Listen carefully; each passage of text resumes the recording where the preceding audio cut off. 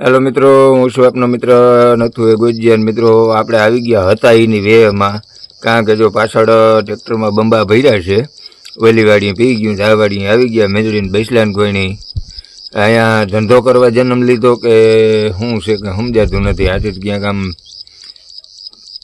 ગિરનાર ઉપર ક્યાંક હોત ને તો વાંધો ના આવે, હવા તો ટાઢી ટાઢી આવે, અહીં તો એ બફારો છે। મિત્રો હું હાલે એ બધું તમને કહું એ પહેલાં ચેનલને સબસ્ક્રાઈબ કરી લેજો, પેજને ફોલો કરી લેજો અને વિડીયો શેર કરી દેજો, અને મજા આવે તો કમેન્ટ લાઈક કરજો। કારણ કે પહેલું પાણી આપણે પાઈ દીધું, બીજું પાઈ છે હવે બંબા હારી, કારણ કે ધોરીઓ કરવો ઉકલે નહીં અને એ બહુ માથાકૂટવાળું કામ થઈ જાય। તો આપણે એમ થાય છે કે બંબા હોય તો કંઈ ઉપાધિ નહીં, એક એક બંબો ફેરવતા જાય, કાઢતા જાય ને એવું કરતા જાય છે। તો ઓલી વાડી હતા 10 બંબા લઈ આવ્યા, આ વાડી ચાલુ કરી દે હું, ધોરિયાનું હતું કામ તો હુંથી પીધું, હવે બંબાવાળું આવ્યું તો હવે બંબા અહીંથી પાઈ।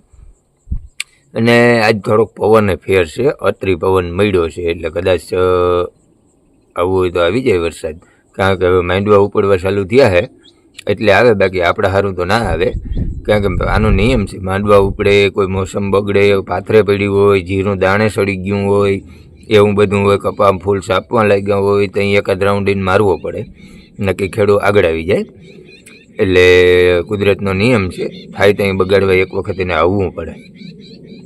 અને હવે ટૂંકમાં હાથીઓ હશે ને એ બેહું કરે છે, બેકદીની વાર છે, જીગા ચોખ્ખી કરી લીધી એની, હવે તરત બેહવાનું જ છે, એટલે એ છે। ને હાથીઓ લગભગ તો છે ને બધાને ખબર હોય, અને ના ખબર હોય તો હું કહી દઉં, હાથીઓ છે ને 27 તારીખે જ બેહે, અને મકર સંક્રાંતિ ખીર ઉત્તરાયણ એ 14 તારીખે જ બેહે।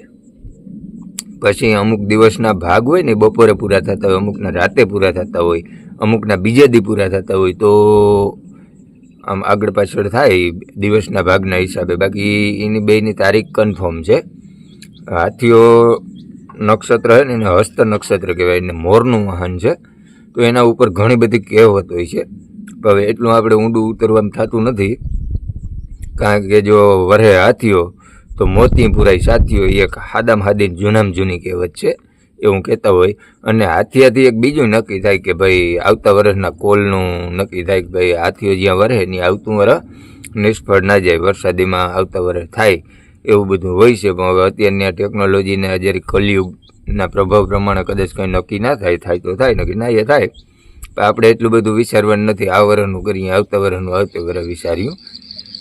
પણ એક હાથીઓ હોય ને ઘણા લોકો એમ કહેતા હોય કેદી બેહે, પણ એ એક તારીખ કન્ફર્મ છે, 27 તારીખે જ બેહે, પણ આ વર્ષે 26 તારીખે બેહે છે, કારણ કે એનો દિવસનો ભાગ હોય ને આગળ પાછળ હોય એટલે ટપ્પો રામ તેમ થાય, બાકી એની તારીખ કન્ફર્મ જ હોય, 27 તારીખે જ બેહે। અને આ બંબા છે ને એ આપણે ધોરીએથી પાતા હતા એટલું પી ગયું છે, હવે આ વાડી આપણે અડધું રહ્યું છે, એટલે હવે એ બંબાથી પાવાનું છે। અને ઓલી વાડી આપણે 2 મોટર ચાલુ કરી છે।